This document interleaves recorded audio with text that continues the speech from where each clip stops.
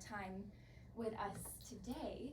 And we are going to welcome to the stage a few very special women.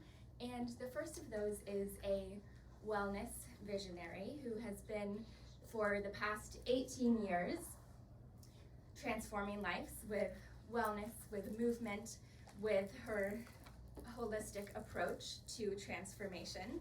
And she is the creator of Do It for the Dopamine, a rhythm-based workout, and she's the founder of Surf, Sweat, Serve, which is a wellness and adventure retreat company, which you should most definitely check out. And the serve part of that, she's always doing. She is serving the environment, she is serving the people around her, she is living by how she leads as well. And she's also a breathwork guide and sound bath alchemist, and a teacher at the class, and an 11-year master instructor at Soul Cycle. Yes, you may have seen her there. And everything that she does in her classes, in her retreats, in her workshops, and in just who she is about inspiring others to live as their highest self, to reconnect with their highest self. And she lives by a mantra which I love, which is community is the new currency. And I would say that we are very rich today in community as we welcome to the stage Pixie Asia.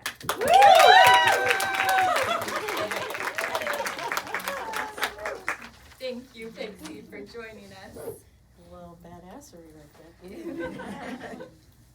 And thank you, Pixie. Welcome. Thank you. It's an honor to be here. And now we will welcome to the stage someone you might recognize from the screens or from the red carpets. She is one of the most sought after actresses and producers in Hollywood, but her journey begins in a small town in the Dominican Republic, where she was raised by her grandmother and among a lineage of other incredible women before she, at just 10 years old, moved to New York to reunite with her parents, which set the stage to the career that she has since created. And she is known for her diverse roles in TV and film, some of which include Fox's Alert Missing Persons Unit, Amy Eden in Netflix's Sweet Tooth, and CBS's series Tell Me a Story. And she also made history as the first Latina Cinderella in ABC's Once Upon a Time. And you have also seen her in films like X-Men and Jumanji and American Reunion and Quarantine. And she is known for her depth as a character, and also you will see her depth as a person. And she is taking time off the screen, off the red carpets tonight, this afternoon, to share her insight and her light with us. Please welcome Danya Ramirez. Wow. You're fantastic. Hello, everybody. And now we have someone who helps people through their biggest traumas, their biggest challenges, yet somehow is one of the most vibrant and enthusiastic and bright people you will meet, despite the challenges that come to her. She is a certified professional life coach, and she has years of experience working with teams, with executives, with individuals, with couples, with families, and she has a unique approach to this because she comes from a background in PR and branding, so she comes to help people reshape, almost rebrand the architecture of the narrative they live. And some of you here know her work personally and can attest to the transformation that she brings. And she is dedicated to empowering clients to not only heal, but to thrive. And live with the confidence, authenticity, and limitless possibility that she embodies. In the short time I've known her, I can already feel it. It's contagious, you will see. So please welcome Lisa Silvera. Thank you, Lisa. And I'm raining papers over here. Some of you already know and have heard from the next guest, who is absolutely incomparable, and she is an Emmy Award-winning producer, a Golden Globe and Peabody Award-winning producer, who we can thank for some of TV's most iconic shows like The Office, Ugly Betty, The Tudors, Hintified, and many, many more. And before that, shows like Nashville 30, The Biggest Loser. She is the former executive vice president of NBC Entertainment and oversaw all scripted development and primetime programming, so we can really thank her for the shows that we love and that have shaped society in so many ways.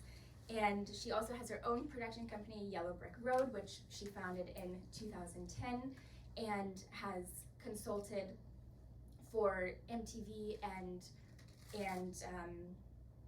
National Geographic, and her bio is one that is truly incomparable, and you will see that her as a human being is even more incomparable.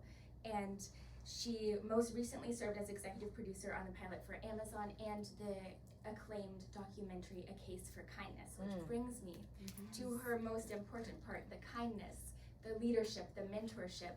She's a philanthropist and she's a speaker and does so much for every single person she meets. One of the most generous hearts that I know, as well as one of the most powerful beings. She's a force for good in our industry and in our world. So please welcome Terry Weinberg.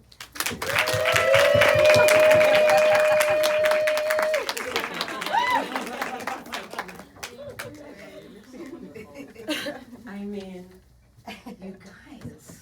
Hey. We are forcing nature, right? It's not long ago. Thank you for those beautiful introductions.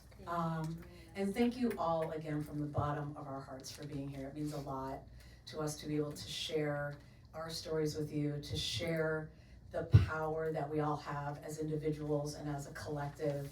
And if you could see what we see, you would see a room just radiating in beauty and power and strength and all of your own stories, and we can't wait to talk to you about our own. And I'm going to hand it over to Pixie. She's gonna kind of open the space for us and get us nice and grounded, and then we'll start our questioning and then open it up to the room. Test. All right. Hi, everyone. First of all, just turn and introduce yourself to the person next to you. Share a handshake, a hi, maybe a name.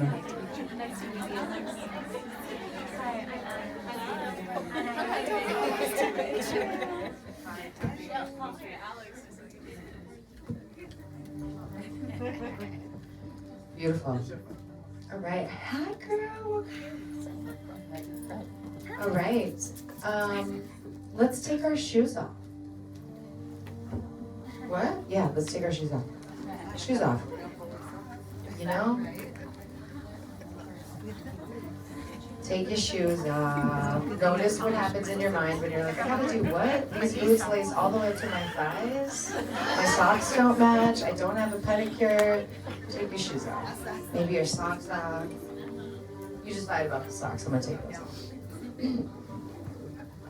off. It's an honor to be here, and it's an honor to be here with all of you. It's an honor to be here with all of you. It's an honor to meet you. Thank you all for taking time out of your Saturday to be here together in this beautiful cosmic collision that we're having. We are just going to drop in and get into our bodies for a moment and really set the tone. You know, everything in life can be a ceremony. Everything in life can be sacred if we choose it to be, if we arrive with that intention.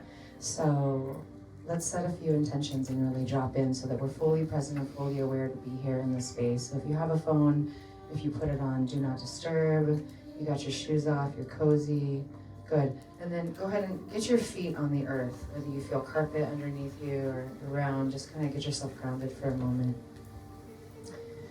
And then notice as you take that comfortable seat, find your sits bones in your pelvis, your sacrum, and just notice the energy there at the root of the body. And then go ahead, invitation to close the eyes.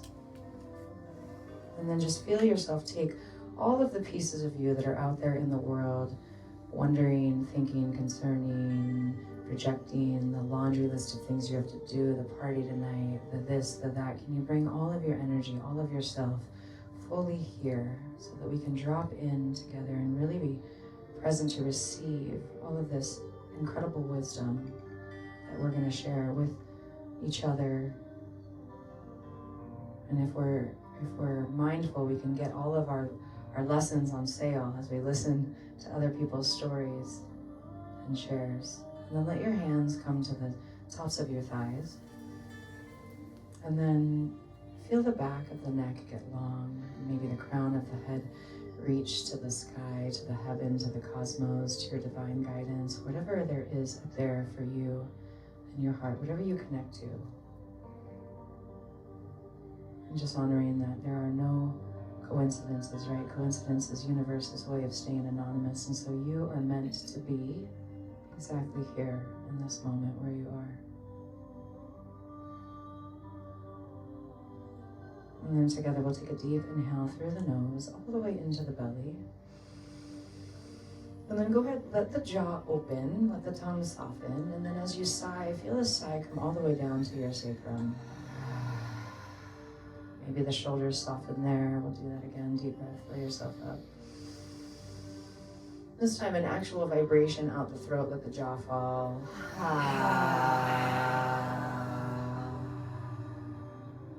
One more like that, fill up the heart. Open the mouth, let the jaw fall. Exhale into your root.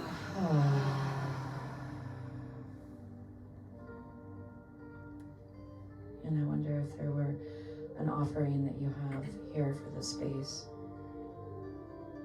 Right, and whether you have the microphone or you end up sharing anything vocally, you're still offering with your energy, with your time, with your commitment, with your awareness. And so coming to the body and just inquiring, what is the offering I have for this space?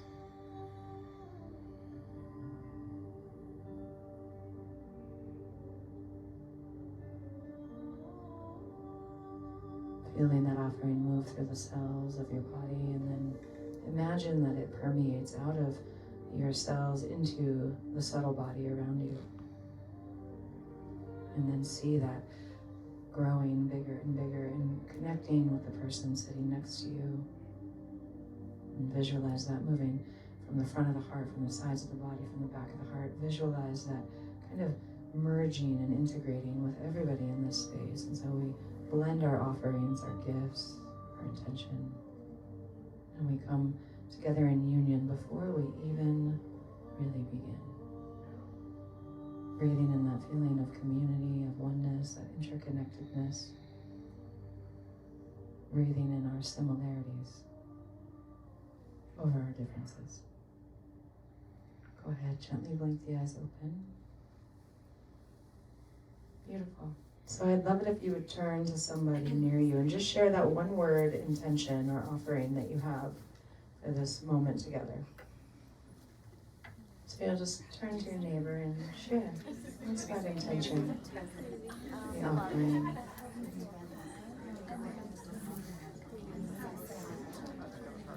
It's just drilled into my brain. Yes.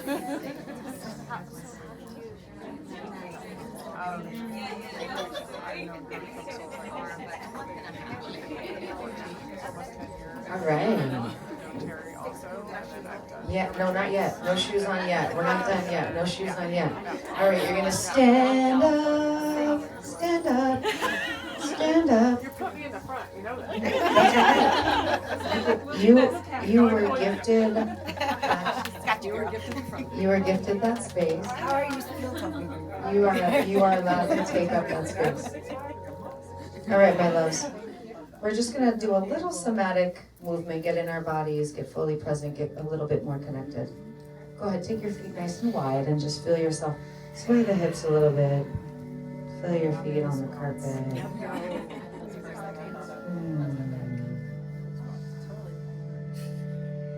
Take your hands somewhere to your body and just notice where they fall. Is it the belly? Is it the lower lumbar? Is it the heart? Is it the throat? And then start to root yourself into the earth. Find a stillness. And take your hands somewhere to your body. Close the eyes. This opportunity to drop into body and out of mind. Beautiful. Inhale the arms all the way to the sky. Big breath in. Keep them open for a moment, and like a funnel, if there's something that you're looking for in life that you need right now, let it fall into you. allowing yourself to be open, a vessel of receiving, an antenna. Good. Take the hands to the heart. One more time like that. Big breath in. Fill yourself up. Go ahead. Open up the mouth. Exhale. Maybe sigh sound. Beautiful. So keeping the eyes closed and allowing the music to come into the body, start to bend the knees and shake the inseams of your thighs. And really, truly, invitation to keep the eyes closed. So this want to look out and see if you're doing it right. Let go of that. Trust the words that are coming out of my mouth. Shake your body, shake your thighs, shake your belly. Find a little release in the glutes. Yeah, and then start to make that shake get a little bigger. Calling all of your cells online. Maybe you bounce a little, maybe the shoulder girdle, maybe the cheeks, the mouth. Shake the fingers, find your kneecaps, find your ankles, breathe in. Shake it, get it a little bigger. Invitation to let it feel silly. Keep breathing, keep shaking. Good, let the belly release, let the heart, maybe the earlobes, the hair, the fingertips. Good, can you shake it a little more? Can you get it a little bigger? Good, and then go ahead, open the eyes, and then keep shaking. Yeah, and see everybody around you participating. Notice the resistance to it if there is any. Keep shaking. Breathe in. Breathe out. Shake thighs. Good. Can you let it get a little bigger? Yeah, maybe it brings up a little joy. Maybe it feels a little funny. Shake the arms, shake the armpits. Good. Hips. Good. Big breath in. We're going to invite a little sound. Come on.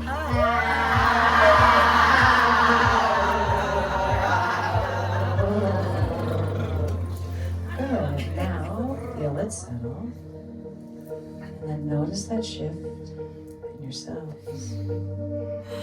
Notice if it stirred up a little joy. Notice if you feel a little less guarded, a little more open.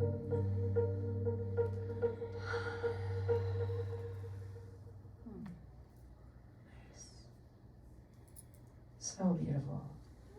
Go ahead. Bring yourself down to your seat. Yeah, and if you feel like I want to put my shoes back on, you put your shoes back on. If you feel like it's kind of like the feeling of this. Thank you. Thank you. Thank you all. You're so great. Good job. Thank you, Pixie. Wow. Thank you. I was just going to say that.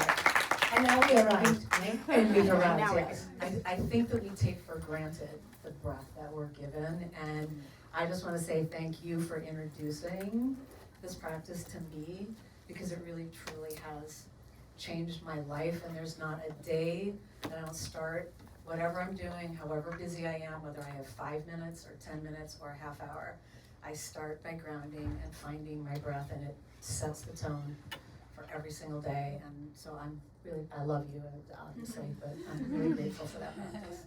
I love you. Thank you. I also loved when you invited us to open our eyes and feel silly and see each other all together, bouncing and shaking in a public space at Soho House. Like, when do we? But this is the space for us to be real, and actually every day, everywhere we go is a space to be real. But we forget that, and thank you for reminding us and opening us back up.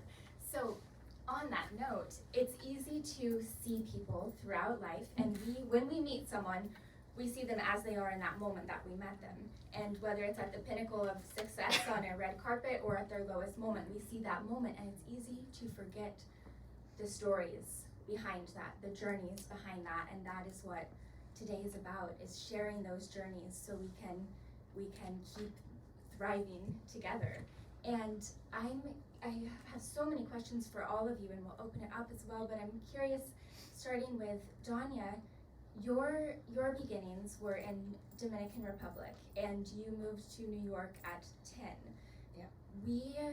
What do you think was the biggest challenge of that move, and how did you keep going? What called you to go and create this life you've created today? Well, thank you for that.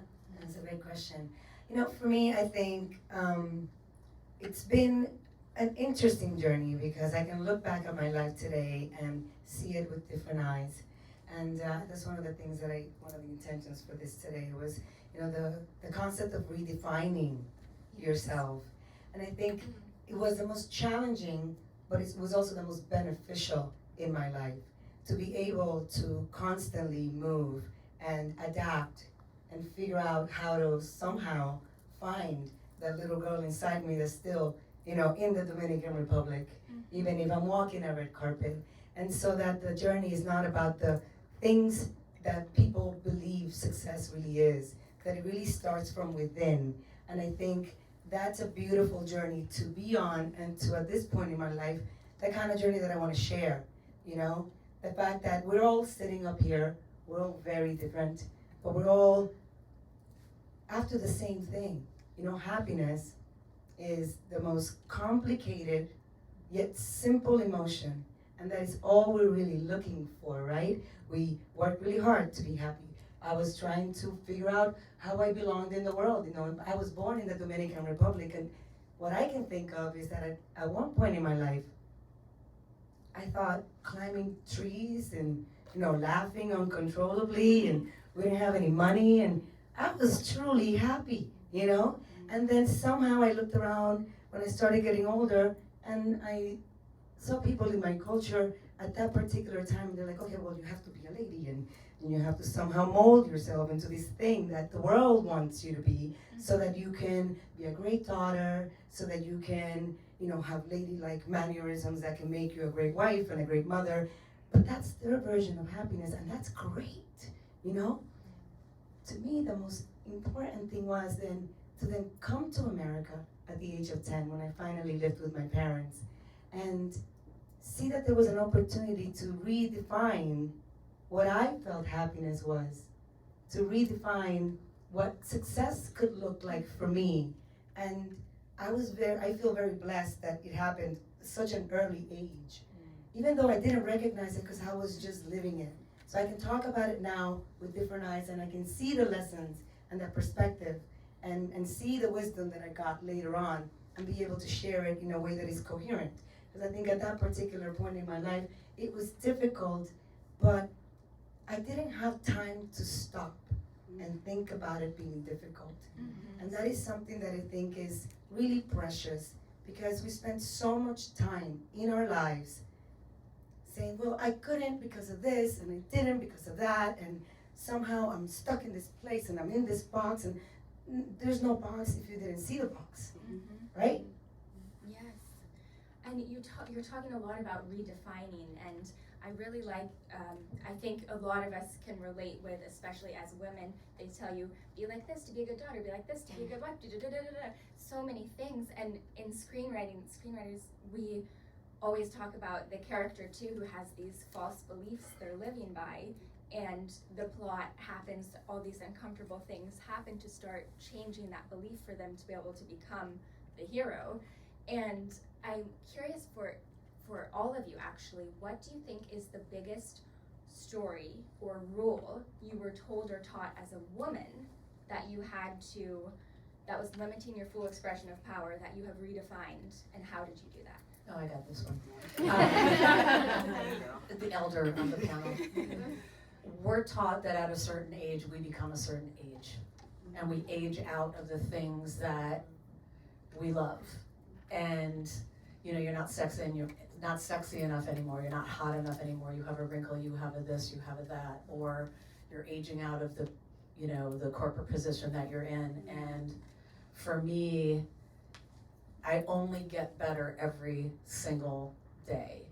And we are given this wisdom that I woke up one day and just got fucking knocked over the head and said, the only thing that matters to you is what makes you happy.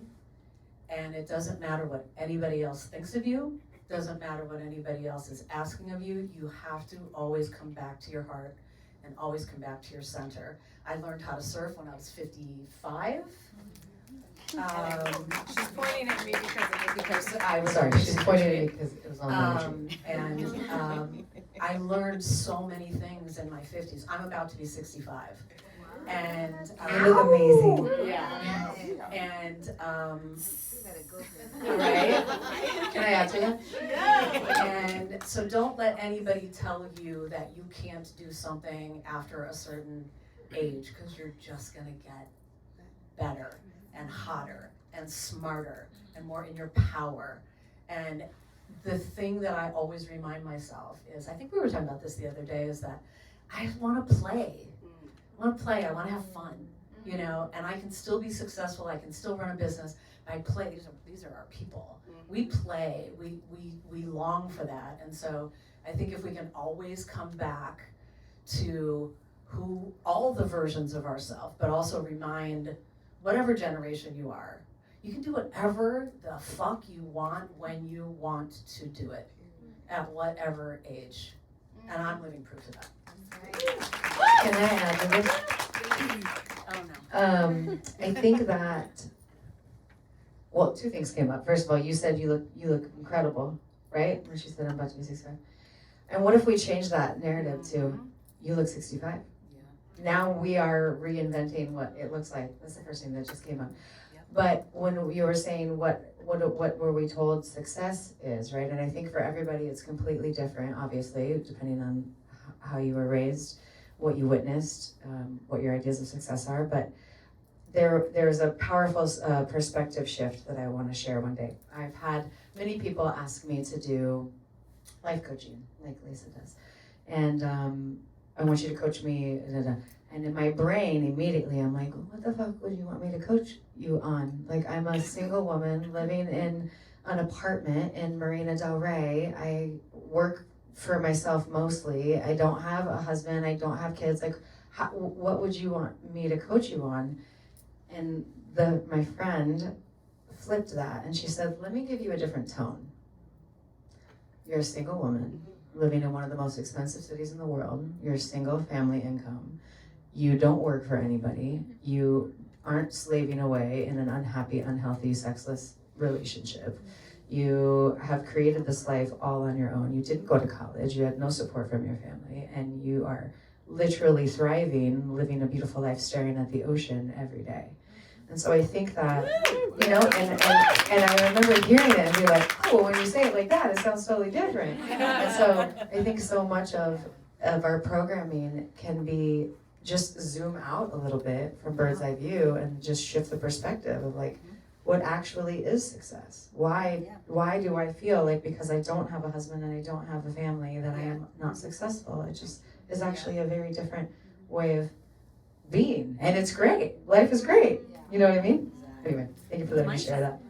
And rich, right? Like the riches start to flow to you when you finally decide that you don't have to subscribe to any of those things. The big shift for me came when I realized that I can change my mind every second of every day. Hey, yes. Can you hear her? Yeah, like every second of every day I change my mind. I can decide, I really love this, I'm really great at it, I've been successful, at least from the outside, people are telling me I'm successful, but I can change my mind and do something else. And that power that came from that has given me so many different experiences. I raced mountain bikes, I learned how to surf, I was an amazing nanny, I had 2 marketing agencies, and a marriage close to, we were never married, thank God we were married, that I survived that split, but then came out with so much wisdom. And I shifted my mindset to say, oh, that's my thing now. And it's sticking because I gave myself the chance to change my mind, which I think we get stuck. Like, all right, I'm a tennis player, I'm a really good tennis player, I guess this is gonna be tennis until I'm dead. Right. No, we can run on all the tracks. Yeah, I think that's really important, just to really look within and check with yourself, you know, because you're, you know, constantly evolving, right? You can start off as one thing, and then somehow a couple years later, you're like, okay, well, who am I today? And I think there's a beauty in that. because we're constantly growing and we're constantly evolving. And I think if we look at your life that way, you'll figure out that you're always in a path of success. You're always on a path of growth. And that's what we're all here to do, right? We're all souls. We're here to evolve. So nothing's going to stay the same. And it's really important to understand that everything starts from within. Like you manifest your own reality. And you said something earlier about coincidence, right? There's no coincidences. So what do we start looking at coincidences? Like they're an opportunity. It's an opportunity to see how you can manifest your own miracles. Coincidence, opportunity, and also perhaps failure opportunity. I was reading one of Terry's recent writings that you posted on Substack, and it was about the sweet success of failure. Could you share what inspired you to write that and a little more about what you mean? I was talking to someone that day and she kept saying, God, I failed at this and I failed at that and I failed at this and I failed at that. And she said failure in 5 minutes, 10 or 15 times. And I said, but it's how you look at that. It wasn't you won't know failure unless you try. And if you don't try, you'll never know what you're capable of. And you never know where you actually really are striving to be. And so for me, it was looking at the idea and the word in a different way. I never think about my life. There are some things that I could have done better. There are lessons that I learned. There are people that I've worked for that haven't been the optimal relationship or workspace, but I took the good and I left the bad, but I never looked at those experiences as failures. And I think if we don't see that word in a different way, I think I had a word for it actually. Failure is fire. Failure is my fire, and if there's not something I always have fire burning. I always feel like I have something to do. I can't sit still. But I feel like we're especially as women, we're so hard on ourselves, and we think, I didn't do that, I can't do that, or, oh, look what she's doing. And social media is the bane of our existence of, seeing what all the other people are doing. And I think if you can just think about what's important to you, lighting your own fire in the way that feels good and authentic and right for you, and not look at any experience as failure. Just think about what that experience was, sit with it, see what you want to take from it, and then how you can grow from it. What was one of your, actually, I'm curious, what was one of the boldest moves that you have had to make in your career, because you have been an Emmy award-winning producer, an executive in an industry that doesn't often make room for women. So what perhaps setbacks or failures did you have to overcome, and what was the boldest move that you've made to get that seat at the table? You said last week in our interview that you never let someone tell you that you don't belong in a room, even when you're starting out and learning, and that really stuck with me. Yeah, I think it was probably when I went from producing to NBC, and at the time, I don't think anyone that had gone into that position came from a producing background. Most executives at networks just move around into different positions. And my boss, Ben Silverman, who brought me with him to NBC, we were both producers. And so as I was making that transition, the press, the community, everybody was coming at me saying, she's not qualified, she's not smart enough, she's not gonna get it, the network's gonna fail. All the things that I just got chill. All the things that, instead of rooting for me, people were rooting against me and against us. And so I think I had to, that was probably the most challenging time for me, to just focus on the work, not read the news, not listen to people, and remind myself that I did belong there. I worked hard to be there. I was smart, and I trusted my gut, I trusted my truth, and I trusted my taste. And that's all you can have as a network executive. And the one thing that I always said was, I'm gonna say no a lot, but I'm gonna always do that with kindness, with humanity, and always wanting to, especially writers, you want people to want to get up the next day. Even when you tell them no, whatever it is, you want them to want to get up the next day and to do it again. So I had to learn a lot of grace. I had to learn a lot of things during the time where I felt like my hair was on fire 20 hours a day. And it was probably the most unhealthy because I really slept between midnight and 3 in the morning for 4 years. So it was a lot to maneuver. But I came away from that experience stronger, smarter, and I'm a better producer, and I'm a better human because of it. Yes. And you said gut, truth, and taste, and your taste. Yes. And Lisa, you have people coming to you that, like Terry just said, hair on fire in these situations that are challenging, whether it is their work, whether it is personal life, but you deal with some of the most challenging, entrenched ones, including divorce. I'm curious, number one, what led you to this path? And then secondly, what is, from all the variation of people that come to you, from executives to families to couples, is there one overarching core challenge that you see as the most common throughout these clients? It's a really, really great question. The path part. So my parents, both immigrants, I was the first person born on this soil in the United States, had a horrible divorce, horrible. The cheating, the money, the everything, right? Westchester County, New York, lots of expectation. And their divorce it made like the movie The War of the Roses look like a day at Disneyland. Like it was incredible. My brother was severely, severely handicapped. He was born with Down syndrome and several other things. So then you add that element.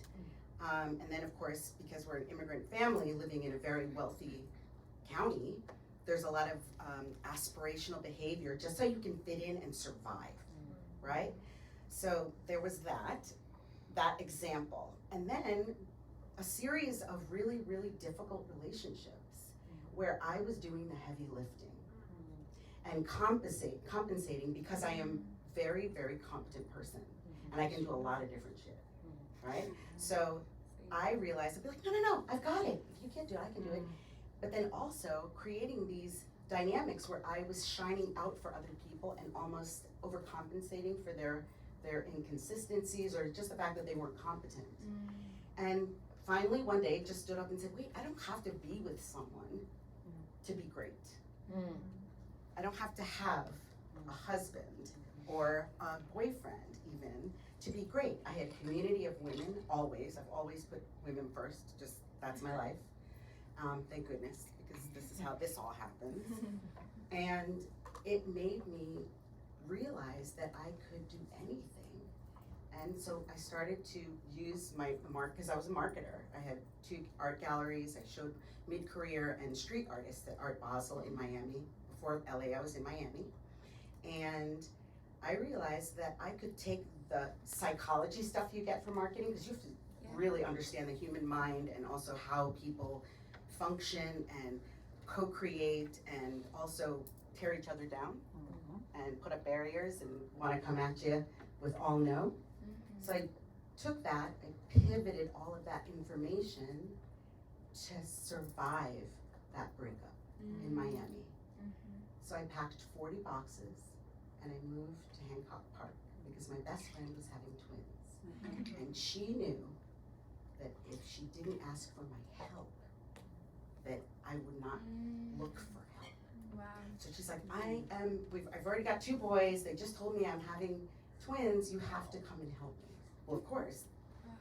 What an amazing friend to Right. know that. Well, of just you. she twins. knew. I have twins, and the first year's a blur. Girl. And Where just am I? exactly. And so knowing that I could be in service, Yes. but also she's so smart and she knows Right. me a lot like that putting me in a position where I could not back away. Like she was in my face every day. And so that started the train rolling for coaching, because I went to coaches, I would read blogs, I would books, like tons of books, and I realized that this is something I'm really good at, because I understand the human condition, the spirit, and I also really, really appreciate people, and then especially women.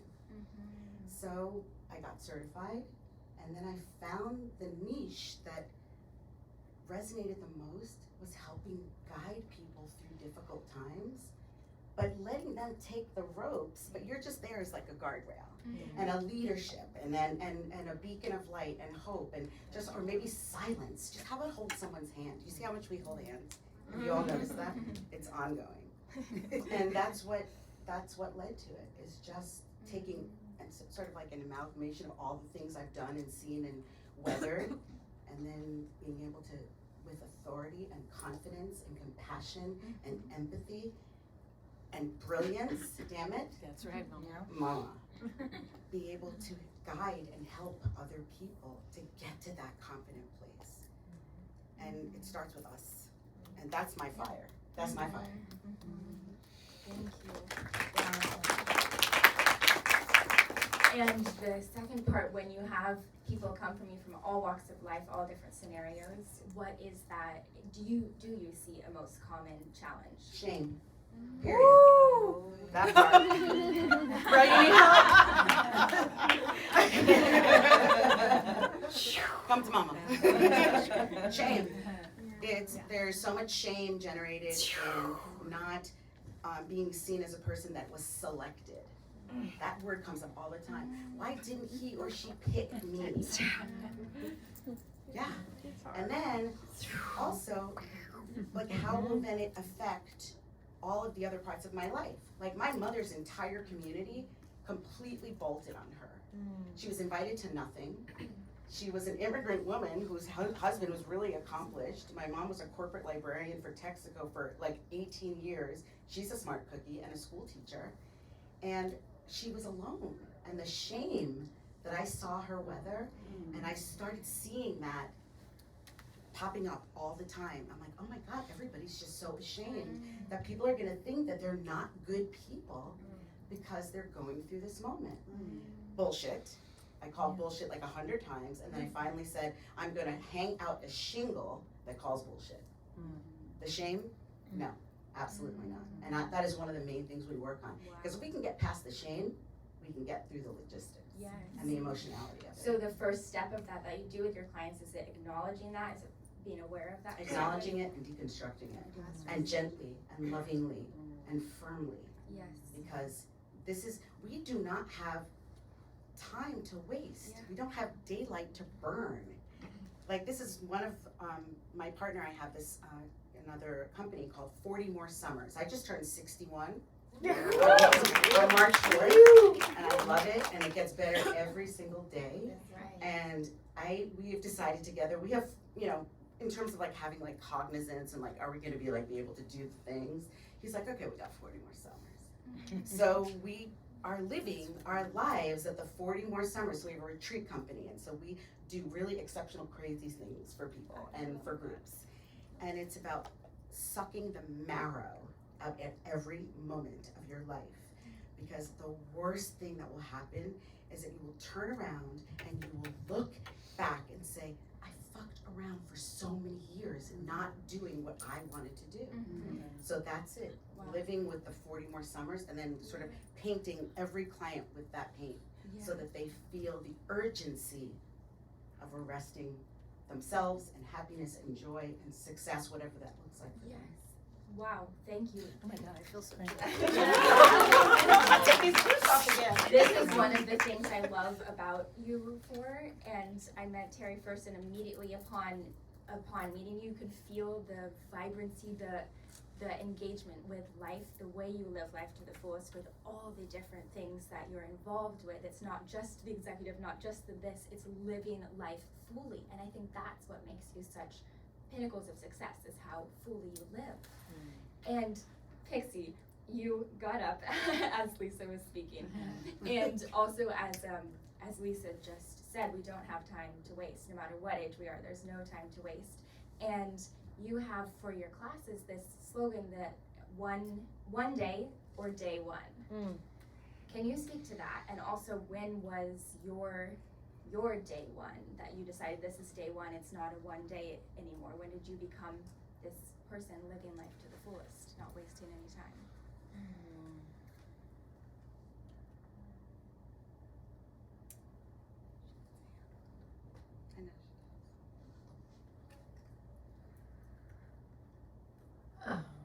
It's a good question.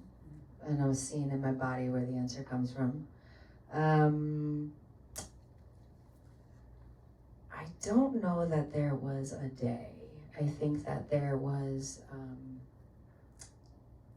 growing up with my life experience with my childhood, there was always a fight or flight, just like survival response. And I think that it was the reflection of other people. Like, I don't know that I ever was like, I'm living life to the fullest. I think I grew up in a home many homes where we were always moving. I was always moving, moms, dads, stepdads, anyway, moved around a whole bunch. And so there was this always relocating, and you were speaking about that a little bit, how moving around creates this resilience, and like, it's just survival mode. And so there was this piece of me that always moved. Right out of high school, I moved every 6 months, Tahoe, San Francisco, San Diego, South Lake Tahoe, Minnesota, LA eventually. And so I always had this, like, I need to get up and move. I've moved 15 times in the 20 years that I've lived in LA. Hashtag trauma response. And Hashtag shark. yeah, exactly, right. My friends call me the shark. They actually bought me a TV because I don't watch TV, I don't sit down, and they call me the shark. If you stop moving, you'll die. Well, part of that, when Instagram first came around, I was teaching lots of fitness classes, and Instagram first came around, and I would, obviously you're sharing what you do on Instagram, and I would hear from the people that would take my classes, oh, I've always wanted to do that, but I'm too old, or I've always wanted to do that, but my husband would never let me, I've always wanted to do that, but my kids, or I would always want to do that, but my job, I've always wanted to, but I can't. And I was just living life. I was just traveling and doing things, and that's when I decided to start the retreat company, because I was like, well, you can do it, you just gotta go. Like, let's just go. I'll take you. Let me create that for you. So then I created the retreat company in 2017, which actually, these two were on my first retreat ever. This one's been on every single one since. This one's been on 2 or 3. Yeah, and then the dog, yeah. And then the dog. And then Tanya's been on. You de-virginized me. I de-virginized her. That's not my husband. And so I think that I became aware that we are living within the box. We're living within this idea of what success is. We're living within the story of and we do this thing where, like, we aren't allowed to do it if we're not good at it, which is, I feel like, such bullshit. Like, you should still surf even if you're not good at it. You should still sing if you're not good at it. You should invest in whatever thing brings you joy, especially if you're not good at it, because that means that you're exercising new muscles, you're stretching yourself in new ways, you're witnessing new parts of yourself, you're activating your inner child, you're meeting new people, you're creating new connections. So I don't know that it was ever a day where I was like, one day or day one. I mean, I love that fucking phrase. But I was just like, oh, I'm gonna create this space so that people can come do the things that they say that they can't do. I'm gonna hold their hand, I'm gonna show them the way, we're gonna have this experience together, and they're gonna leave rewriting their story and coming back and being like, I learned how to surf at 51, or I learned how to swim and now I'm a triathlete at whatever age. So, and I think that's just, it goes along with the mantra of community as a new currency, because when we have support, when we have people reflecting back to us, you can totally do this, you're gonna be fine, I got you, I'll be on the other side. Then we're more willing to step into the new uncharted territory and try these new things and risk looking stupid or silly or failing or whatever, when we know that we're supported on the other side no matter what. That's Yeah. what I Echoing that fear as well, I think, it's a huge thing, because you don't really learn in the light. In the light, you're having fun. In the light, you're hanging out. In the light, you're, celebrating your moments of greatness, right? It's when it gets difficult. It's the failures, right? That if you want, however you want to look at it, it still makes you become a master. Because without it, you don't learn. You don't learn your do's. You don't learn your don'ts. You don't learn how to move forward. You don't see a failed marriage led you to then figure out what are the things that I've learned throughout my life. What are these things? Like, I remember I went to non-school. Like, I remember preparing for my visa appointment in Dominican Republic, and so my aunt had this great idea to send me to non-school every Sunday for 6 months. And interestingly enough, So what school? none. Oh, none. Yes, I went Okay. to non-school. You wouldn't believe it. Got it. but I did. But it was, it was interesting because it's also like, you walk into things with such judgment, right? And I think for me, it was figuring out what I could take out of those moments. Like they wanted us to learn how to crochet and sit and figure out like what forks to use when we ate. But then I found myself later on in Hollywood sitting with a bunch of really, expensive people. And and I thought back at that moment, and I'm thinking, all right, how many times the nuns told me to come out, get off the tree that I was climbing on the side, and don't steal the apples. And I remember, without that moment where I did not want to sit there, and I did not want to learn those things, and I felt like, why are they making me do this? Or those moments that make me feel like I was a failure at some point. Without those moments, I would never have learned those lessons that actually propelled my journey forward, right?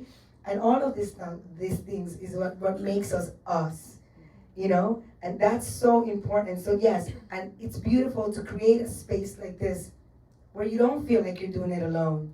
But ultimately, at the end of the day and at the end of today, you're going to go by yourself and you're going to be by yourself and you're going to look at yourself in that mirror and you better love yourself and you better tell yourself that you did it, whatever. You took one step forward. You sat here today with a bunch of other people that are trying to do the same thing, and that's already an accomplishment, So I think that life is all about that. It's really about taking these moments and making the best out of them and celebrating them. It's what makes you, people say perseverance, and I remember I hear that in my profession all the time, because you get told no constantly.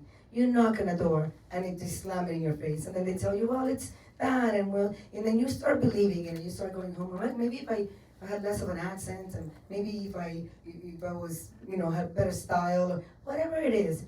At the end of the day, I have to still figure out how to be confident and get back out there. And the only person that gets me in there, it's me. And also, your energy comes in before you do. And I always say, especially women in corporate America, it's shoulders back and tits out. People know, they see your body language, they feel your energy when you walk into a room. And I think we take that for granted a lot. And I love being with myself. If I don't, how can I be good for anybody else? So I think when you take the time to be with yourself, whatever that looks like in your morning or throughout the course of your day, take a second, because we're always moving. We never get to say, hey, that was cool, I did that thing today.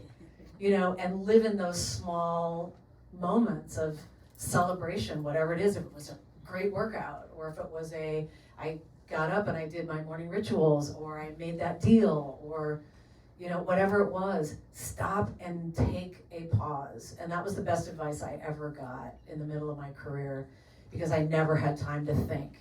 And somebody said, just stop for a second. Stop and look at all of the amazing things that you are accomplishing. And don't feel guilty about that. We work our asses off. Be proud of that. Celebrate your wins or you don't deserve them. That's right. That's right. And Danya, you mentioned the expensive people that are surrounding you. And we live in LA, Hey, I'm expensive now. And you speak from such a place of truth and light, and I would love to know how, if you have any practices, like we've been talking about, if it's stop and take a pause, if it's celebrating the little things, if you have practices to protect your truth and your values, even when you're in a society, a culture that so focuses on the external accolades and the external success. Okay, so that's a way longer answer. Because I had to learn how to make that space, and it looks different again for different people. Like, we are living in a society that I call it static, right? I feel like sometimes I just need to somehow quiet the static so that I can get back to me. And everybody needs something different. Now, I lost my mind back in 2017 and had a surgery and was under anesthesia longer than expected and ended up in a very dark space with a chemical imbalance and still had to show up on set and promote a show. And I started looking around. I'm like, okay, so I can't trust anybody and I can't tell anybody because then I'm gonna get fired because they're gonna realize Danya's fucking crazy. And so I had to keep it all inside and pretend. And then I started thinking, after being in a medication, how do I really heal? How do I really get to a better place? I don't want to numb myself because somebody somehow in a my psychiatrist's office told me that I needed medication so that I could somehow get through my day. And then you have reps and people that are making money and you're making money, and then you come from no money and you realize, okay, I gotta keep going. I gotta keep going. And I come from that space where like, I always had to move. I always had to somehow fight or flight, and I'm okay. And then one day I woke up and I wasn't okay. And I made a choice that day because I almost lost everything. And I almost lost every single thing that I had worked so hard for. You can come in. And for me, I decided, you know, if I'm gonna lose everything, it's already gone. So I called a friend of mine who had trained me in Canada.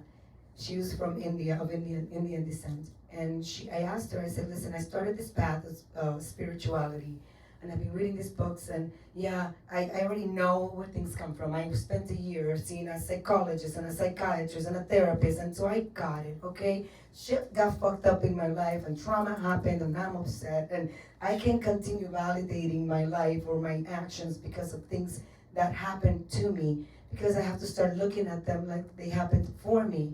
And so at that moment, I called my husband, who at the time, we were not in a good space. It was very difficult what I was going through, and I was away. And so I said, I'm going to India for 21 days. And he's like, what? He's like, well, we're not working this. I'm like, no, I need to work on me. And so I went to India and I checked myself into this holistic center in India. And I saw this holistic doctor every single morning, and we did, meditation, and there was no phones and no TVs. And so for 21 days, I was with myself, and I was in quiet, and I was learning, and I was going back through things and trying to understand the things that made me me, and the things that, those cracks that in my career have made me really successful. I mean, yeah, I can cry for no reason, so, but, started figuring out, like, okay, these things have helped me, but now how do I help myself? And how do I just turn these things into things that I can connect with the masses and not have to live in them and live through them? And I was talking to this Indian guru there that I saw, and he just smiled at me as I was asking him, because I was asking him those questions. I said, what do I do when I get back? Because I'm okay here, and there's quiet here, and everybody that I look at is on the same journey as I am. But what do I do when I get back to LA and my two kids are there, and they want the mom that I'm portraying to be, and my husband wants the wife that I'm supposed to, or the woman that he feels like he fell in love with? What do I do and keep myself in this space? And he smiled at me and he said, Dania, I think you already have the answer. I gotta tell you, you don't need to cross your legs and be in the middle of, sitting on the ground with your palms up to be able to center yourself and quiet the voices and turn off the static. You can figure out within that crazy madness that you go back to what you need to make sure that you fill your cup. So every morning, and this is something that, when I have time, I'll sit outside in my yard and I meditate. I created a little shrine, shrine. I created a little shrine, and I sit there when I do have time. But those crazy mornings where I have to get up and I have to make breakfast for the kids, and I'm reading a script, and I gotta go to auditions, and I gotta go to a meeting, and my husband's like, hey, I want time, and I love you, and you know what I mean? When all these things are happening, and my friends are calling because they want to hang out, and they haven't seen me for a while, I decided I would just play on while I make breakfast for the kids. And I ask, don't speak to me for a little bit, because I need to center myself and I need to be in this space. And eventually, I stopped asking because it started happening, But I think I had to get to a space where I didn't feel guilt, because it's a wasted emotion. It wasn't helping them and it wasn't helping me.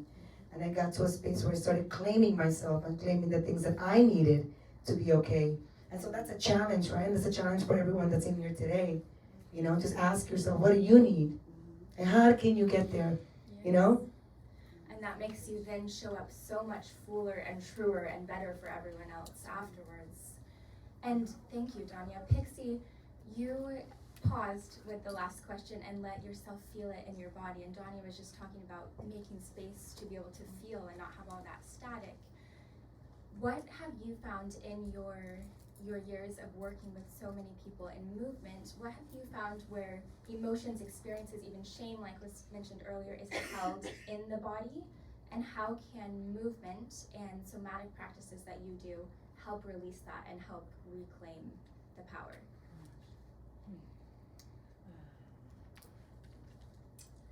Great question. Yeah. You know, I think that we are, by design, and it's a beautiful design, we are able to detach from our bodies, and we do often, and it's a beautiful design. It's part of our survival. And in an overstimulated world, and in a world of lots of unhealed people and toxic relationships and toxic upbringings, and just even as culture and society changes, we have kind of, we all, well, maybe we don't know, but we are aware, we all know that we leave our bodies many times. And in my childhood, there was a lot of leaving my body. And then there was a lot of using my body to escape what was very much present. So I became a very aggressive athlete, and I was a swimmer and a runner, and I joined the boys wrestling team and lost every single match the first 2 seasons, and then eventually did great. So there's been a journey back to my body personally, rooted in shame, you know, as a, okay. I'm like, how deep are we going here? So just to throw this, I guess 1 in 4 women. As a little girl that was molested for a very long time by her caregiver, I was a master of leaving my body. And the way that I was also out of the house was in swim practice, running practice, track, cross country, wrestling, etc. And the shame that was living so deeply inside of me, because you know, your body has buttons, and the buttons do certain things. And whether you know that what you're receiving is absolutely toxic and not of love, your body sometimes will have a response. And so to have my body betray me and have orgasms as a very young person from a situation that was not safe, not right, not of love, you know, to feel that and then carry that shame of how did that feel good, right? And so then there was this long path, thank you. There was this long path of coming back to my body, not just as the machine that it was, you know, but developing this intimacy and loving my body again and loving those feelings again. And so I found it through many healing modalities, therapy, psychotherapy, MDR trauma therapy, sandbox therapy, ayahuasca, breath work, somatics. But I think that the ways that I've found anyway in my learnings, that the safest and healthiest and most accessible ways to come back to your body are through breath and through somatics. And so soma means of the body. And so, you know, I loved therapy and I'm a huge advocate of it, but I was thinking when I was talking, and I was reliving it in the mind, but not really getting it through and processing through the body. So for me, somatics, movement, joy, resistance, struggle, coming up against the pain parts, coming up against the story of I can't do this, and then breaking beyond that, and then realizing that, oh, I did just do that. self-pleasure practices, you know, without shame, self-pleasure practices that are really for you, and then breath work, you know. So I think that those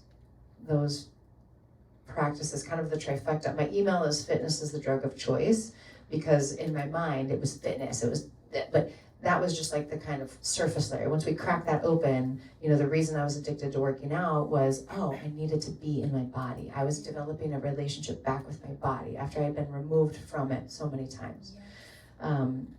So, did I answer the question? Yes. Okay. And we were here I for love it. that, by the way. I was like, oh, Thank you for sharing this honestly. Yeah. And what I think is so beautiful about all of you is that you've taken things that you have all gone through and taken them to help others. Now you're all doing that. And I have a dear friend who has said that what he was given and went through was a curse until he started using it to help others, and then it became a gift. And you are all have turned them into gifts and are sharing those gifts. Thank you. And Lisa, it's all about reshaping the narratives, what you were just saying too, Pixie, going into what we've experienced, reframing, developing new relationships with ourselves, with others, and you do that, Lisa, every day with the people you work with. And what is one of the first things, how do you apply your background in design, in marketing? What is one of the first things you do with your clients to help them start to shift that narrative about themselves? Listen. I've been in therapy for years, and I love it. But the thing I learned from my therapy is they talk a lot. Yang, telling me how I am, and this is what you're doing, and this is what you are feeling.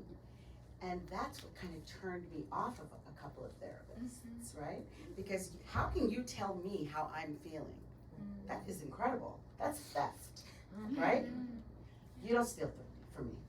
So I decided that I would be a really, really active, acute listener, especially in the early stages of the relationship.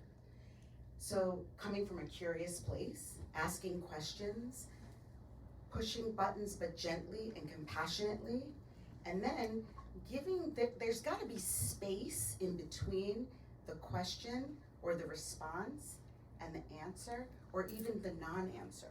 Like the way Pixie took pause, that's one of the things that we teach and practice is pause.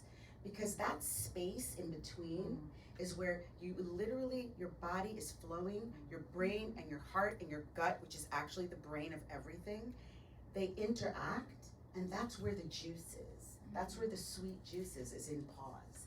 So instead of feeling from an ego place, because I kicked that ass too, that's done, the ego has to go. And instead of feeling like I have the answer, how about just the answer being listening? So listening, and almost it's uncomfortable sometimes because people are so accustomed to being told what to do.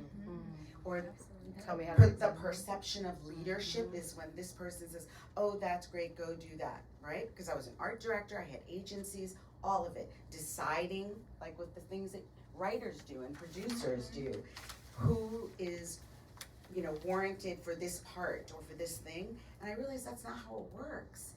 We have to allow that quiet space and pause, and then hold space for the person, and then use your heart and your brain to be able to give them nourishment.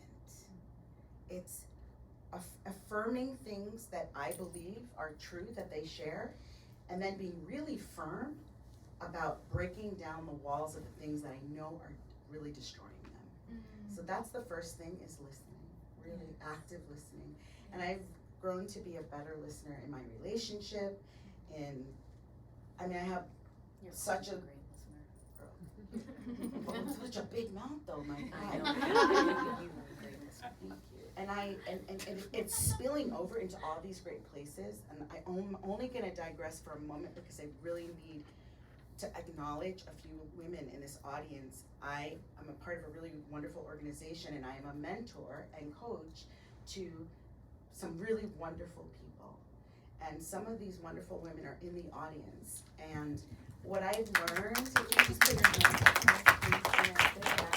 what I've learned is that just taking time to listen and look at body language and hear the essence of what someone is sharing. So it could be a whole paragraph, but there's one word, or there's a look, or there's, like, I saw you, Pixie, you bristled and you looked over like, am I telling this story? We're like, you're telling that story, right? But to be the awareness of what that little tick is, and then running with it to help to elevate, empower, strengthen, and then sit down, shut up, and let them run. Let them run. That goes back to what all of you have been saying this whole time, is really listening. It's listening to others, but also listening to ourselves. And when we listen to ourselves too, we can get those cues from the others as well. And that, it goes, my dad always says we have 2 ears to listen and 1 mouth to talk, so we can listen twice as much as we talk. That is so important, and that goes with everything. We always talk about this with writing as well. It's listening, being engaged with life. What are we paying attention to? Because we're so used to, like some of you had said too, just going for it, the doing, the action, but what about the engaging, the receiving? And I think as women, it's a lot of finding that balance too, that power of doing an action and then that receiving and listening and space. And Terry, I have just a few more questions that would love to open it up to all of you. Terry, you have had a career spanning such a variety. You've been a masterclass of reinvention, from producing to executive and everything that you've done. What would you say to women about evolution, no matter their career path or their industry? I mean, we're gonna evolve as long as we're on Earth. I mean, we're gonna constantly change, we're gonna constantly have thoughts, we're gonna constantly have things that we want for ourselves. And I think as long as we don't put up any boundaries or tell ourselves we can't do something, I'm interested. I always said I would change careers if I wasn't learning something new every day. I love that.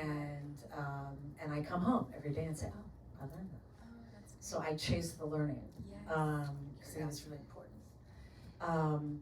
So I think it's a gift to be a woman, because the universe gives us this thing that will, and I know I keep saying wisdom will just come and hit you on the head at a certain point in your life.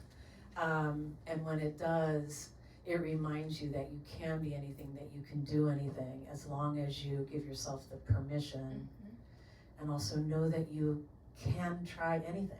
I remember Pixie and I got in the biggest fight at the top of a mountain in Costa Rica the first time I ziplined, and I was not going down that mountain. On my retreat. You should On have her seen retreat. her.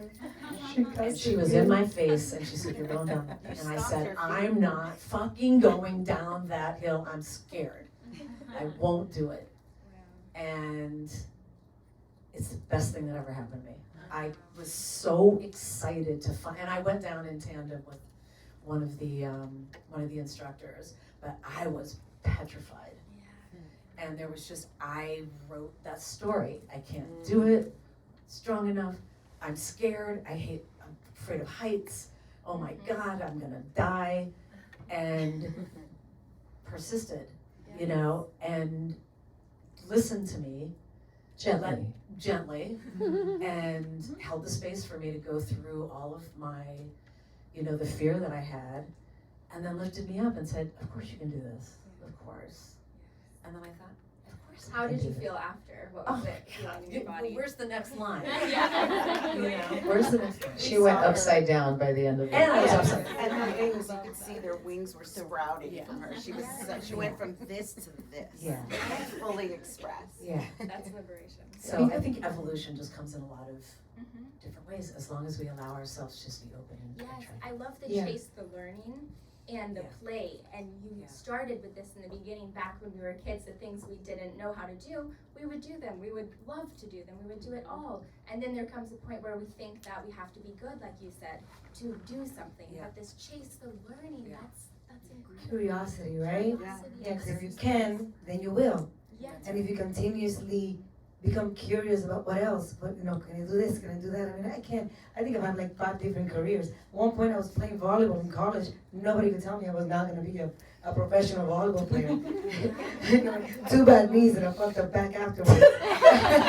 I realized I was going to act. But it's all that stuff, right? You continuously keep yourself, open and curious, and what is this, and then eventually you start really figuring out your gift, right? And you can only do that by being open to figuring out all kinds of things, because everything shows you a piece of who you are, and then you get to a place where you're like, okay, this is me. Now I can nurture that. Now I know how to nurture my gift. And then once you figure out your gift, then you can do the hard work, and you can do the persistence, and you can do, everything else that will continuously get you down that line. And the funny thing is that at one point you stop, because you start saying, okay, so I did that, and I did this, and I did that. What else? What else? And I know I'm personally one of those people. Okay, so I did this, and what else is new? What else? And I'm dissatisfied. Okay, now I have this. Now I can do this. Now I can have kids. Now I can, and then you can ask yourself, well, how can I serve now? And you can look around the room and start building your tribe. Because if you can serve, it's almost, I studied religion in college, and we're getting back to opening it up, but I started religion in college. I took one religion class, and not that I'm a Taoist, but I loved the concept of everybody is a piece of a way bigger puzzle. So you just have to figure out what piece is your piece, and then how to make that piece the best that you can make it, and then look to your side and figure out, okay, how do I fit with this piece? And maybe that's not my piece. Maybe that piece goes in the corner. What is my piece? And then you start creating the puzzle little by little, and then you create a community in which everybody serves each other, and then abundance does flow your way, and then you get to a place of, okay, that's I can advocate now. I know what I'm doing, and I know how I can serve. Yes. Wow, beautiful. And speaking of puzzle pieces of this big puzzle, does anyone in the audience have any questions for these beautiful ladies, or anything you'd like to share? Yes. Yeah, I have a question. First of all, thank you all for sharing your stories. They are amazing, and a lot of it resonated with me. I'm actually reading a book called The Artist's Way, and if anyone's familiar with it, I'm in the part where they talk about how creativity can get blocked, right? And that those blockages can keep you. But the way to move from that is to be more childlike, because that's where creativity comes from.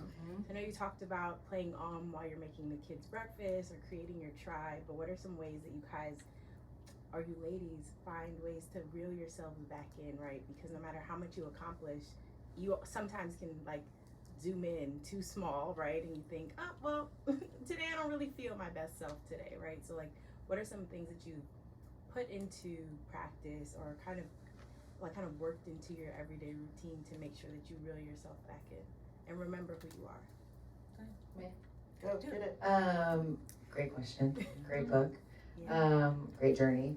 I think that it evolves. I think that for me, it's evolved in my life. Before, it was being in my body physically, setting goals. But I think that creativity, and I only discovered this through a year of being celibate and single and coming to a self-pleasure practice. There is a portal that is released in a self-pleasure practice that brings you back to your creativity, that unlocks in wild ways. And I have been prescribed years before from a therapist, a month-long self-pleasure practice, and I was like, I do not have time for that. There's no way. I set an alarm on my phone. It was called disc jockey.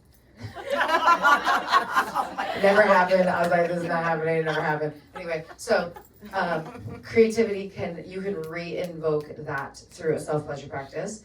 Also, coming back to your childlike spirit, putting on your favorite song and literally just dancing.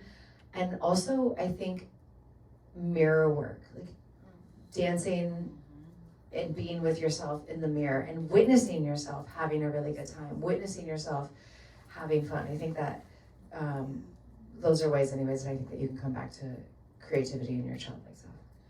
I'd love to add to that. Mine was creativity in terms of my artistry. I am an incredible photographer, have been. My fun fact, my uncle was the official photographer of the Black Panthers. And he was killed at 19 by the FBI. My father gave me his camera. And it was a Kodak Retina with a Leica lens. And if anyone knows here about photography, it's like one of the most sought after cameras in the world. I didn't think much of it. Picked it up in high school, started shooting like crazy. Learned nuances from my art teacher that you don't take pictures, because that's like creative rape. But what you actually do is make or create images. So I learned on many trips, photojournalists ask, like, may I make a picture with you? So through my photography, and then also through my artwork, each of you, I hope, and if you haven't gotten one, I've put a little pouch for each of you. There's an ancient tradition in Japan called shibori, and basically it's the spaces that exist outside of the fold or outside of the, you sew pieces, and then when you remove it, the design that's left is the art. Playing with indigo from Ghana, all of those things, getting back into my creativity, it shuts this crazy mind down when I do that thing that you just talked about, Janine, which is to go like, and start eking out on little things. So I just let go and get really creative, and that brings me back to my body, my heart, my gut, my mind, and also it's like an affirmation of competence, creative competence, because when I look at it, I'm actually able to say, I did that, it's beautiful. If you don't think it's beautiful, cool. But I think it's beautiful. So it's kind of like running forward with creating beautiful things for me, and I just feel really fortunate that the people around me have always been really supportive of it and the work. So that's how I find my space, is that dancing. I think it's really beautiful that what you just said, because then it just goes back to what we're all saying. It's, you know, every child, your inner child is different than mine, right? So what is that inner child? What does that inner child need? You know, it could be swimming. And if you don't have a pool and you're not by the water, go in the shower. You know, just get that water kind of run down your face. Like, figure out what it is that makes you get back to that little baby inside you. I want to give it a hug. I want to smile. And, you know, for me, I love to laugh out loud. And I talk to myself. I've always talked to myself. I think it's why it's easy for me to talk to people. So, you know, it's like sometimes just laughing and like just like, you know, it feels silly sometimes, but like just, you know, positive energy, it's infectious. You want to smile, you want to laugh, you want to tell the world, oh my God, and walk outside, look at nature, take your shoes off, walk in the grass, whatever it is that connects you to that person inside of you, whatever it is that connects you to the universe, that could transcend anything that's happening. And you know, honestly, I think I told Terry this. I mean, I was PMSing last week, so there was nothing that could get me out of that. But it's also knowing that it's temporary. It's a feeling, and reminding yourself that you know, this too shall pass, and that sometimes we live in these feelings, and instead of saying, I'm angry or I'm mad and I'm sad, I feel sad. It feels a little easier. Because it's a feeling and it'll pass, and you can remind yourself that you'll smile again. And just afterwards, I would like to give you my book and gift it to you. It's Ignite Creativity, and one chapter is fully on playfulness, and there's prompts in there, and I really highly suggest set the timer for even 3 minutes in the morning and free write to see what comes, and even just 3 minutes with no expectations, or use one of the prompts in the book. And sometimes the things that are revealed to you on the page are things we couldn't have thought about, couldn't have planned, but in that free write, in that just allowing it to come through, then it's like, oh wow, this message, or it's just fun. And then being able to laugh and getting used to writing silly things and feeling comfortable with it, then we find so many gems in there. So I would love to give you one after. And there's an event on the 24th that's all about play and creativity. And a few in here have come, so I'll give you that info as well. Yes, any other questions? Yes.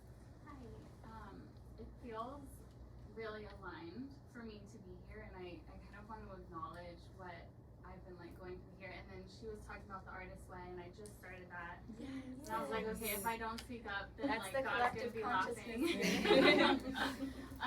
But I have a podcast called Thank You for Saying No, and we talk about how rejection and being told no and things just not working out can actually be a blessing because of what it teaches us and what it leads us to. And Terry, I hear you talking about success and failure and how failure is success, and you shared your story about going to India and finding like your voice and how you had to go through all of that. Those are just like hearing these kinds of stories completely lights me up because I just believe in thank you for saying no as like a mantra, and just coming to this event not really knowing what it was about, but like knowing that incredible women were gonna be here. I just like I can't even really put words to it, but it just feels so right to come here and hear you all share that. Everything all of you have said. But yeah, I guess if there was a question to tie to that little rant, it would just be, are you grateful for all the times you've been told no, or even the times you've said no? Yeah. That's a one word. I love the name of your podcast, by the way. I've had a very hard time saying no in my life. Has anybody else felt that way? Yeah. And I had a friend say to me, and it was such a beautiful day, and I think about it all the time, and I can see the visual. And she said, Pixie, the word no creates a loving boundary around you. And she's like, I want you to practice saying and writing a white line with your fingertips. And just say, word no creates a loving boundary around me. And again, it was just this perspective shift of like, we don't have boundaries to keep people out. We have boundaries to keep people in, right? Like, you're welcome inside this space if, and also. So the word no creates a loving boundary around me. And now it's a lot easier to say no. I started saying it backwards. So when somebody says me no, I'm like, it's on.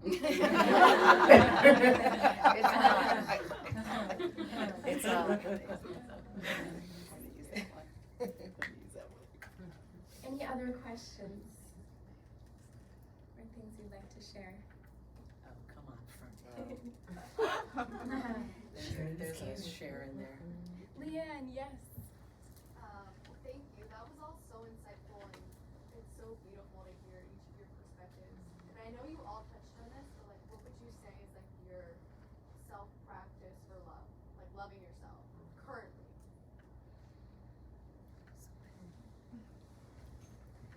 I love looking at you when you think. I just want to say Do you hear the buzzing? And she's like, the Pixie's over there thinking, I'm thinking, well, there's no practice. I love me. It's just it's who I am. It's a part of me. It's what we are who we think we are. Just remember that. We are exactly who we think we are. And I wake up every day grateful that I have another day to be on this earth, to explore, to do what I love to do. And I think self-love is not about ego. Self-love is not selfish. Self-love is essential. So whether you're looking in the mirror, whether you wake up, I mean, I eat sunshine for breakfast. So when I wake up, I'm just ready to go because I feel so grateful to be in this body. And I think if we remind ourselves of the gratitude that we have every day, you don't even have to think about what self-love is. You should just be the first thing that is in your consciousness. And also surround yourself by people that you love so much. We're so lucky. And give yourself grace. Like, that's how I feel. I wake up and I give myself a break. Like, you know how some you look around sometimes and God, I just need a break. You can take a break all day long. So in the morning, I wake up and I write a little bit and I dance a little bit or sing, much to the chagrin of some of my neighbors, I'm sure. And I like sniff my puppy's paws. I have 2 chihuahuas and a cat, and they just run circles around this apartment, and it's just like, whoa. eat the baby's feet. Yeah, eat the baby's feet, and all of that stuff that is so personal, and it's just a moment for you. Like the smell of my dog's feet is just like Fritos. right? Fritos. Cheetos. And then also just to your point, like waking up in the morning and looking in the mirror and saying, oh my God, you get to be you again. Yeah. Like I am like, girl, you are fabulous. And this is like when the hair is like this and everything is like, you know, the skin needs moisturizing, because it's none of that shit. It's that I get to be funny, and I get to answer texts from this person at 5:10, and she wishes she could wake me up. Because she texts, I'm like, hey, I'm here, ready, what you got? Right? It's those moments that you allow yourself that just sets you up for the day. So I celebrate myself every day, and then I'm lucky that I have a partner of 13 years who he literally believes that the sun rises and sets on my butt.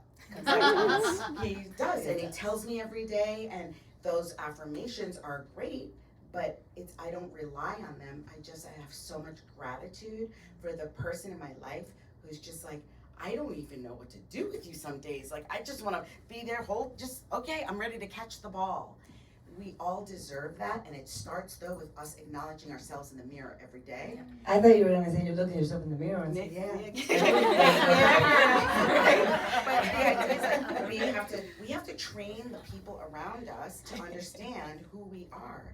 So people will emulate the way that you love yourself and care for yourself and groom yourself, and it doesn't mean fancy hair and nails, and it just means any kind of anointing, whatever that is, that version is for you. They will say, oh yeah, she takes when they get a no from me, they understand why. Because I've trained the people around me to understand that I respect myself and my time so much, and how I present myself to myself, that they just hold space for me. And when I pop out of the woodwork, they're like, okay girl, what do you got? Yeah. Go. Great share. I was in your house watching you as it was happening. I was like, so the question was, what are the self-love practices that we put into play? Yeah? Ish? Okay.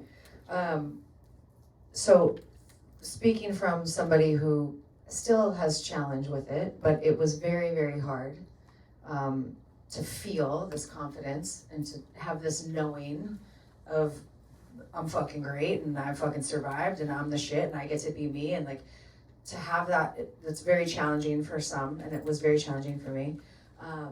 So I had to, I feel like you have to do the work.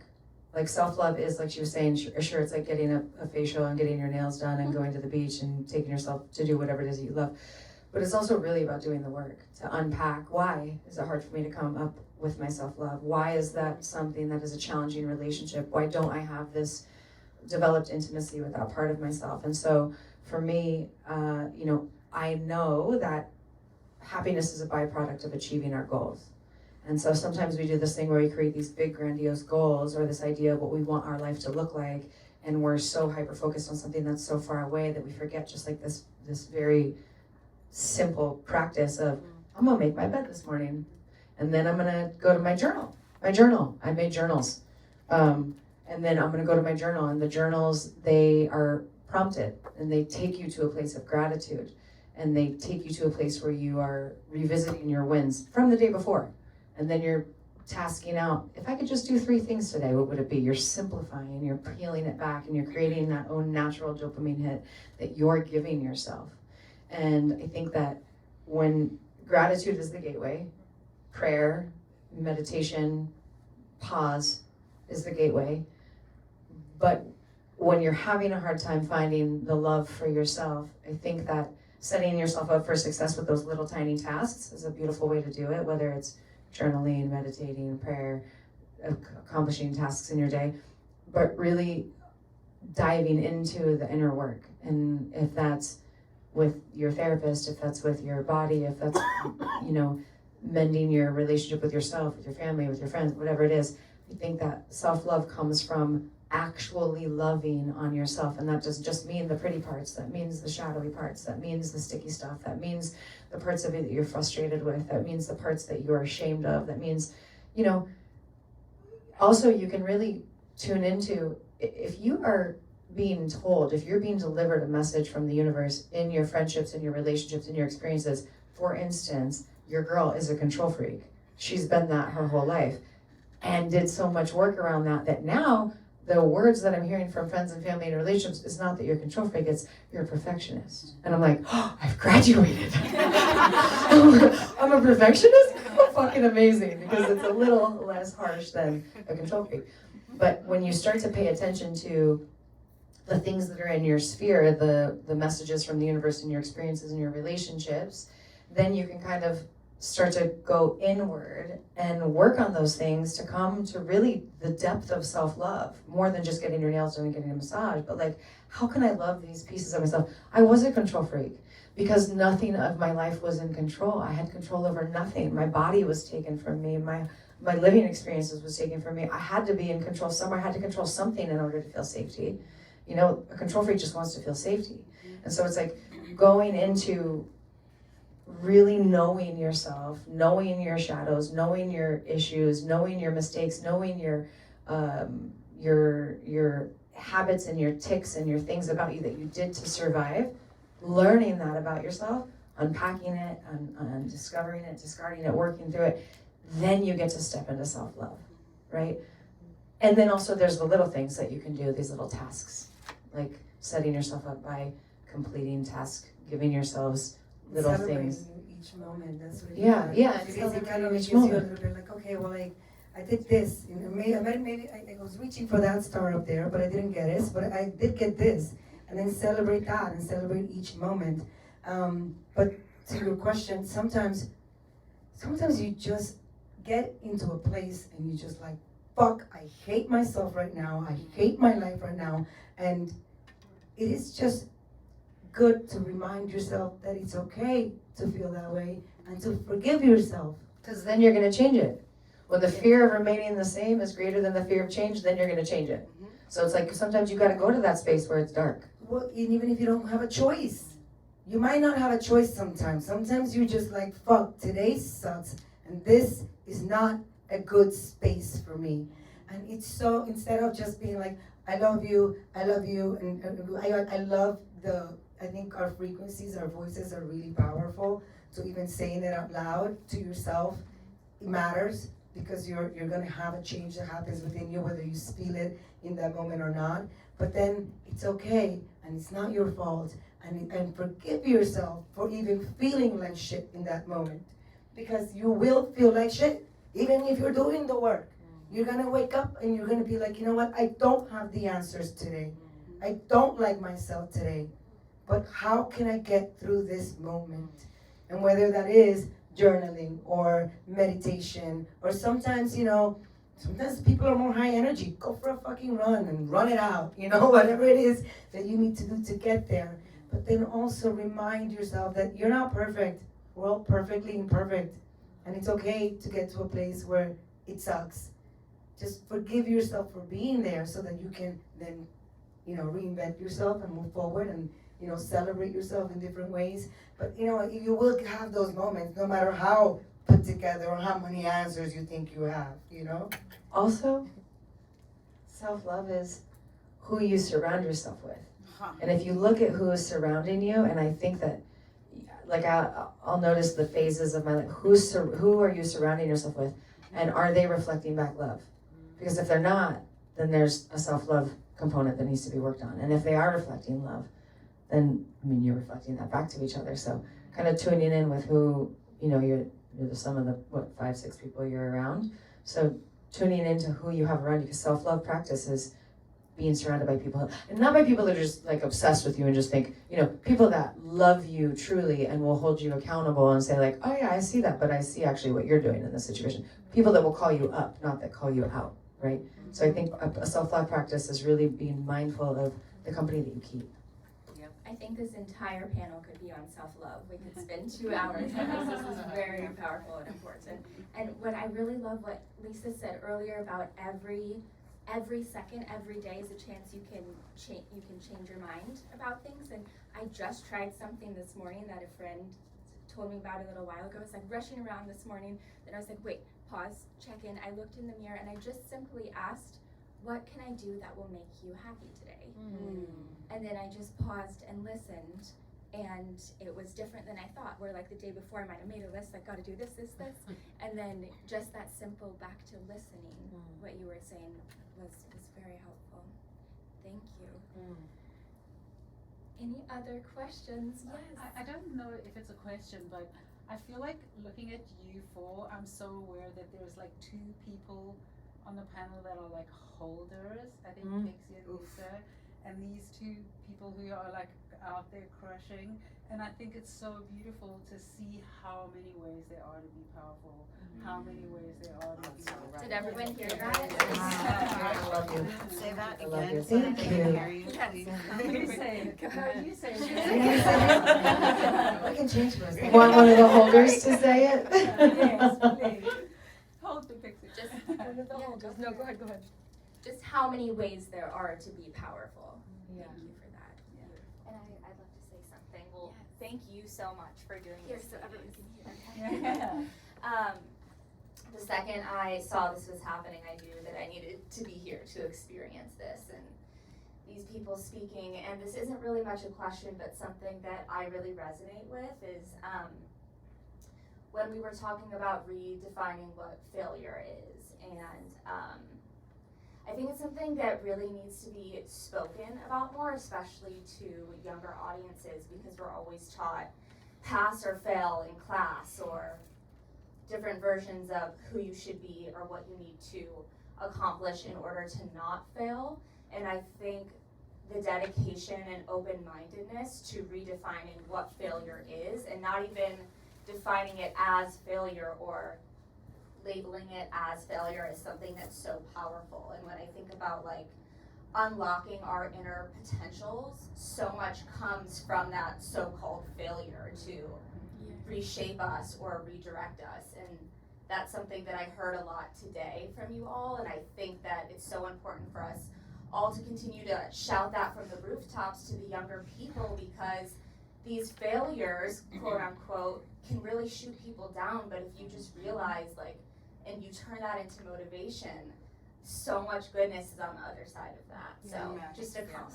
And a Make thank sure you. you buy my book. Where's that pre-order?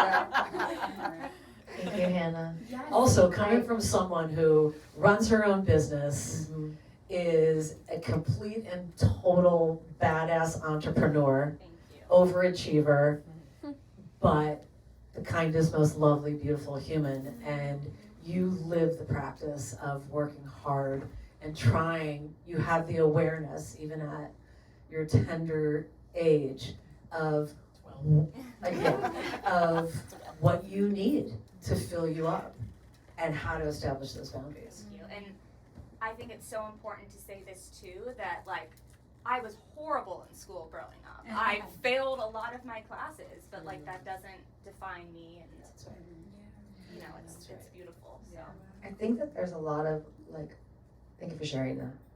I think that there's a lot of reprogramming that has to happen too. You know, I think that we're so unaware sometimes.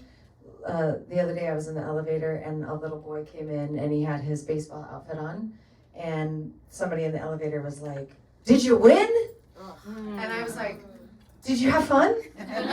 Was it fun? How was your experience? What was the game like today?" Like, just like interested. And in that moment, the person was like, "Oh, right." But like, we're just so, did you win or did you lose? Did you win or did you lose? There's no in between. Did you win? And I think that there was no harm in that. It's just what we're trained.